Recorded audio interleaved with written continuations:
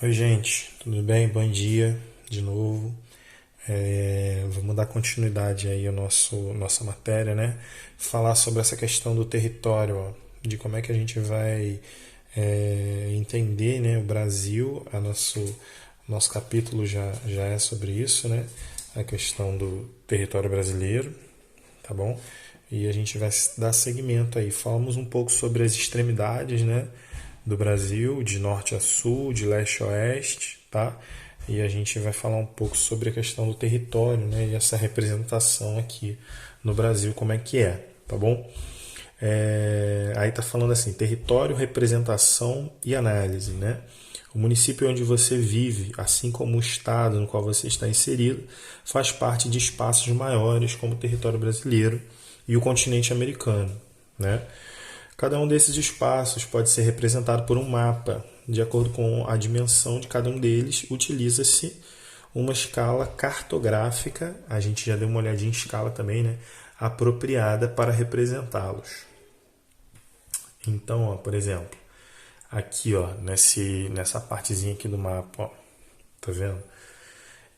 Cada 1 centímetro, né? Por exemplo, daqui até aqui, provavelmente tem algo perto de 40 quilômetros, tá? Que cada 1 centímetro, ó, esse espaço daqui até aqui, é como se eu andasse 40 quilômetros, tá?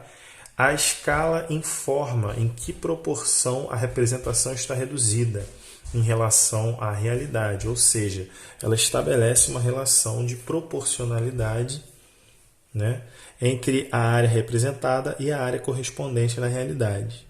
Tá? Então, por exemplo, se vocês forem desenhar um mapa aí da cidade de vocês, né? Barra de São João, ali Tamoios, ou então Rio das Ostras, né? Que eu acredito que a gente mora em uma dessas cidades. Se a gente for fazer uma escala, dependendo da folha de papel, se a gente quiser fazer uma escala, por exemplo, 1 por 1, a gente precisa de uma folha de papel do tamanho da cidade de Barra de São João ou da cidade que a gente vai estar representando, né? Se a gente for fazer uma escala, por exemplo, 1 para 4, a gente vai conseguir fazer a nossa representação numa folha de papel 4 vezes menor do que a cidade de Barra de São João, tá? Então, se a gente for, por exemplo, fazer uma escala de 1 para 100, talvez eu consiga fazer uma cartolina, por exemplo, tá bom? Então por exemplo, essa escala aqui, a cada 1 centímetro, né, equivale a 40 quilômetros. Então é uma escala de redução bastante gigante, né? Então, ó, veja a seguir uma sequência de mapas que representam áreas em extensões diferentes em espaços semelhantes. Fique atento às diferenças entre as escalas de cada uma dessas representações, tá? Então, ó, eu estou olhando Belém, não é? Belém aqui, Belém aqui. Essa escala aqui, a cada 1 centímetro, são 40 quilômetros. Já nessa escala aqui, cada 1 centímetro são 180 quilômetros, ó. 40 e 180. Tá vendo? É muito diferente, né? Vocês estão conseguindo enxergar bem? Ó, enquanto aqui eu tenho 40 quilômetros, 1 centímetro equivale a 40 quilômetros. Aqui, 1 centímetro equivale a 180 quilômetros, tá vendo? Então quer dizer que esse mapa aqui, a escala desse mapa está sendo vista muito mais de cima, não é mesmo? Então vamos lá, ó, continuando. Aí tem mais representações aí, ó, o estado do Pará e os demais estados brasileiros. Tá vendo? Ainda temos Belém ali, ó, o pontinho ali que representa Belém, tá vendo? Só que tá vendo, tá muito mais longe. Nessa escala aqui, 1 centímetro equivale a 630 quilômetros. Muito mais, não é verdade? E aqui no último, ó, o Brasil e países do mundo. A gente ainda poderia, né, fazer uma seta aqui, entender que Belém está aqui em cima, tá? Mas nessa representação aqui, ó, 1 centímetro equivale a 3.410. quilômetros, tá? Então a diferença é muito grande, a distância que a gente está observando é muito grande, tá? Com base nesses mapas, podemos observar, né, que a escala apresenta variações de acordo com a área representada, ou, se a gente quiser falar, de acordo com a distância que a gente está vendo, tá? Se eu pego esse lápis aqui, ele projeta essa sombra. Se eu chego com ele, ele perde foco. Mas, por exemplo, a minha mão, se eu pego a minha mão, ó, ele tem uma sombra ali. Conforme eu vou chegando essa minha mão para cima, eu vou começando a fazer um outro tipo de sombra, né? Eu vou observando de mais longe. Então minha mão vai tomando um espaço maior na folha de papel, tá vendo? Ó? Eu posso chegar para baixo, ocupar um pedacinho só, e eu posso me distanciar e minha mão vai ocupar um espaço maior de sombra. Isso representa também o quanto eu estou olhando no mapa, tá? Então essa escala também vai representar isso. Quanto mais alto eu observar, maior é essa escala aí que eu teria, né, nessa observação, tá bom? Então, deixa eu botar aqui em foco de novo. Show. Com base nesses mapas, podemos observar que a escala apresenta variação de acordo com a área representada. Quanto maior é a área representada, maior é a redução necessária. Deste modo, cada segmento da escala deverá representar uma área maior, né? Por exemplo, a escala utilizada no mapa do município de Belém representa 40 quilômetros. A cada centímetro, 40 km a cada centímetro. Já a escala do mapa do Brasil representa 630 km a cada centímetro, né? Então aqui, ó, ele pede para a gente fazer um exercício, na verdade, que a gente já fez, né? Colocar aqui quanto representa cada um dos mapas, né? Como essa escala é representada. Essa aqui é a mais diferente, porque ela tem duas, ó, tá vendo? Mas é só para a gente ter uma noção que, ó, quando eu ando 1 centímetro, eu ando 3.410 km, quando eu ando 2 centímetros, eu ando o dobro, 6.820 km, tá bom? Só pra gente ter essa noção aí e ficar esperto. Continuando, vamos ver aqui, ó. Ocupação do território brasileiro. Show. Ó, nós temos a gente viu uma história já isso, né, gente? Como é que foi essa ocupação aí? Não sei se vocês viram comigo, mas talvez com a tia lá do quinto ano, do quarto ano e tudo mais, mas essa ideia de ocupação brasileira a gente já vê há muito tempo, né?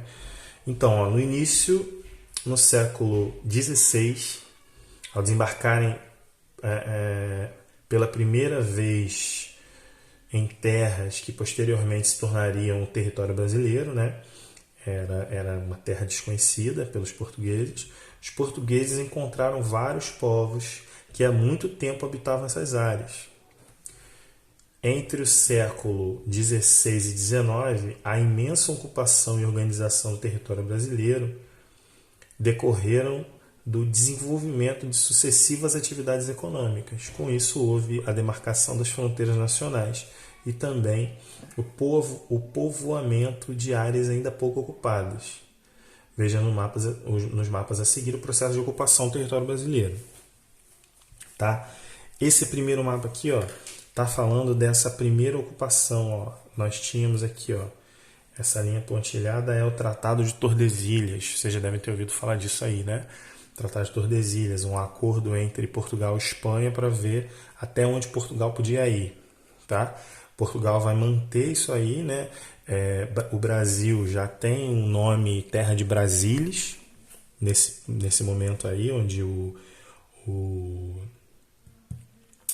Tratado de Tordesilhas funciona, mas ainda há muito mais a se conquistar, tá bom? Aí a gente vai ver aqui, ó, durante o século XVI, a ocupação portuguesa se deu na faixa litorânea brasileira, principalmente nos estados da região nordeste do Brasil, onde ocorreu a intensa exploração do pau-brasil e a implantação dos engenhos e a produção de açúcar. Houve também o estabelecimento das primeiras vilas e cidades, como São Vicente, Olinda e Salvador, tá? Aí a gente já vê aqui, ó, no século XVII, nós já vamos ter, ó, uma ocupação maior, né? Aqui no Sudeste, tá? A ocupação no Nordeste continua com muita produção, né? Mas aí a gente já vai ter a invasão desse povo no interior do Brasil e ocupando, né, o território brasileiro aí, tá bom? Aí fala assim, o século XVII foi marcado pela expansão e ocupação de áreas no interior da colônia para a expansão da atividade pecuária.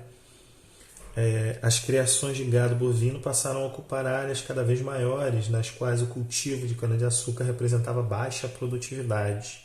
A região da Amazônia também passou a ser ocupada e explorada em razão, sobretudo, de produtos da floresta, chamadas drogas do sertão, como cacau e urucum, né? Isso aqui é uma espécie de raiz e o cacau é o que vai dar origem ao chocolate aí que a gente conhece e comeu um monte na Páscoa, tá? Indígenas no Brasil é um outro ponto que é uma grande mudança aí no Brasil, né? Ó, conforme estudamos anteriormente, de acordo com a Fundação Nacional do Índio, a FUNAI, estima-se que no ano de 1500 havia entre 1 e 10 milhões de indígenas habitando o território.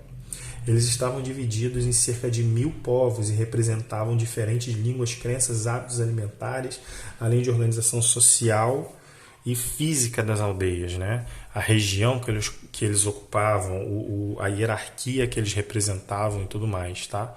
Deixa eu ver se eu consigo centralizar aqui.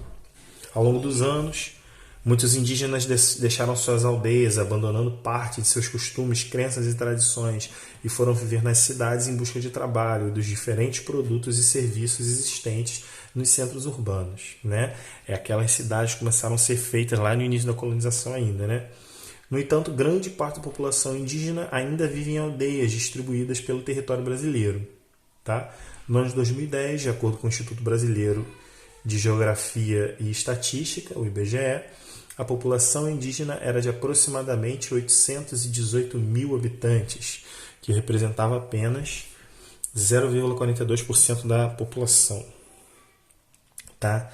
Então, você tem talvez até 10 milhões de índios, né? Há 500 anos atrás, você hoje tem menos de 1 milhão, né? Vivendo em lugares muito específicos, tá?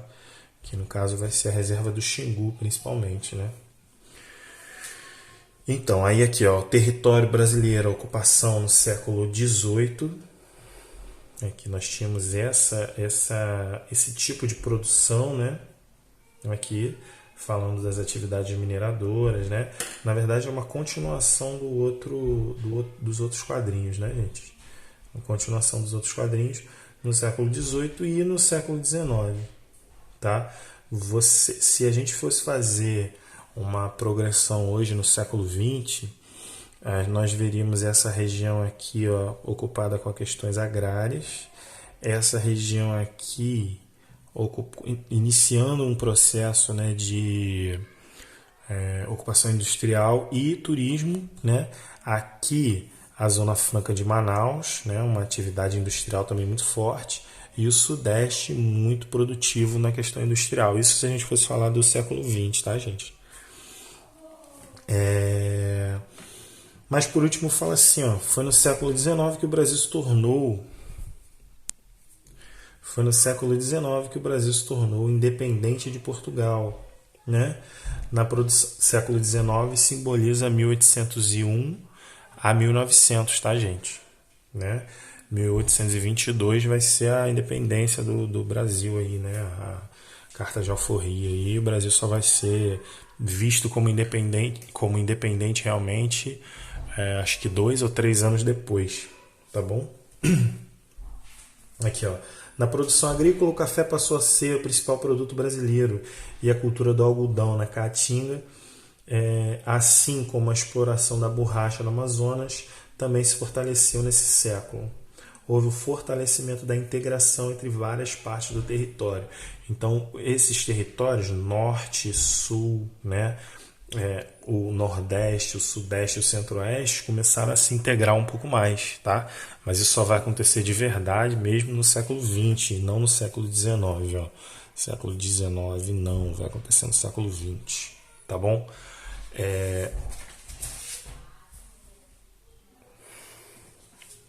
Valeu, gente. Um abraço aí, até mais. Depois a gente continua, tá? Eu vou passar um trabalhinho para vocês, não vai ser nada demais não, mas depois a gente continua. Valeu.